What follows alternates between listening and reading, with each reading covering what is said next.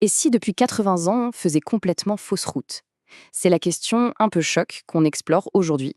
On va décortiquer un texte qui vient vraiment bousculer les fondements de notre société moderne. Alors voilà, tout part de cette question. Elle est simple, mais en même temps elle est assez dérangeante, non? C'est vraiment le point de départ de toute la réflexion. Forcément, ça nous pousse à jeter un œil critique sur des décennies de politique, de croyances. Allez, voyons un peu comment l'argumentation est construite.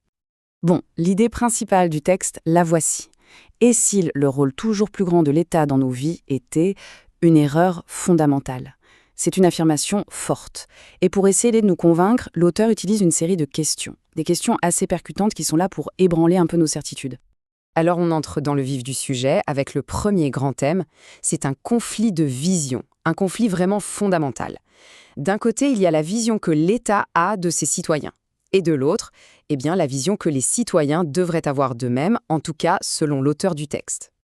Et là, le contraste est assez saisissant, il faut le dire.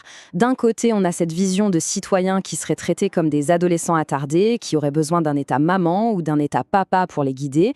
Et de l'autre côté, on a l'idéal d'adultes libres, responsables, tout à fait capables de faire leurs propres choix. On est vraiment au cœur du débat là. Et cette idée, le texte la pousse plus loin. Il s'interroge sur le contrôle de l'État sur tout un tas de décisions très personnelles. Ça va des choix de vie, ce qu'on boit, ce qu'on fume, jusqu'à la liberté d'expression. En fait, chacune de ces questions, c'est une manière différente de poser la grande question de l'autonomie individuelle. Là, l'argumentation monte encore d'un cran. La question devient, et si le fait de donner toujours plus de moyens à l'État, que ce soit pour la santé, les retraites, le logement, la culture, et si tout ça, c'était tout simplement une erreur? La question est posée, comme ça, sans détour. Bon, après avoir critiqué l'intervention de l'État dans la vie personnelle, on en arrive, logiquement, à l'économie. Et là aussi, le texte va essayer de déconstruire ce qu'il appelle des mythes. L'idée, c'est que nos croyances les plus communes sur l'économie seraient en fait fausses. Alors attention, ici l'auteur fait une distinction qui est vraiment cruciale. Le texte ne critique pas le capitalisme de libre marché en tant que tel, non. Ce qui visait, c'est ce qu'il appelle le capitalisme de copinage, c'est-à-dire un système où, en gros, l'État et les cartels, les grandes entreprises, se soutiennent mutuellement, souvent au détriment de la libre concurrence.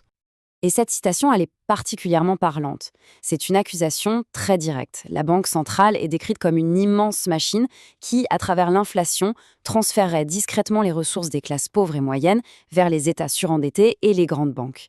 C'est une vision, on peut le dire, extrêmement critique du système financier actuel. L'analyse continue, cette fois en s'intéressant aux travailleurs. On a une opposition entre deux visions de ce dont ils auraient besoin. D'un côté, la vision étatique qui met en avant une oligarchie syndicale subventionnée, et de l'autre, la vision du texte qui dit non, ce qu'il faut, c'est que les travailleurs puissent garder le fruit de leur travail et choisir librement leur protection sociale. Et là, on touche à un autre point sensible, les subventions, les plans de relance. Le texte remet tout ça en question avec une idée assez simple.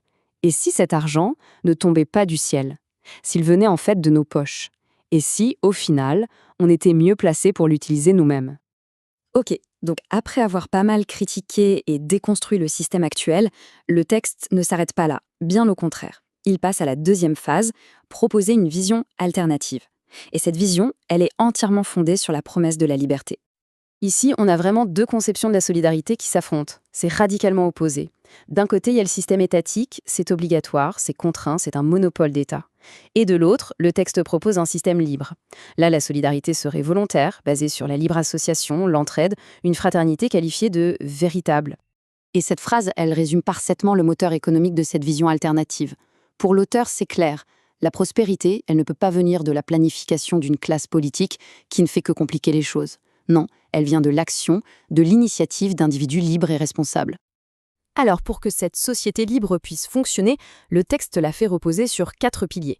4 piliers qui sont vus comme inséparables. On a la liberté individuelle, bien sûr, ensuite la responsabilité individuelle qui va avec, la propriété individuelle, et enfin le règne du droit, un état de droit solide pour protéger tout ça.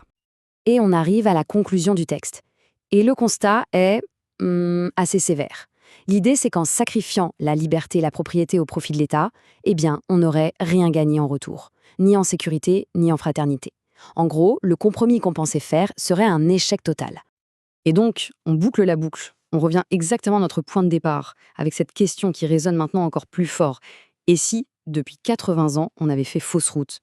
C'est une question qui, qu'on soit d'accord ou pas avec l'analyse, a au moins le mérite de nous faire réfléchir.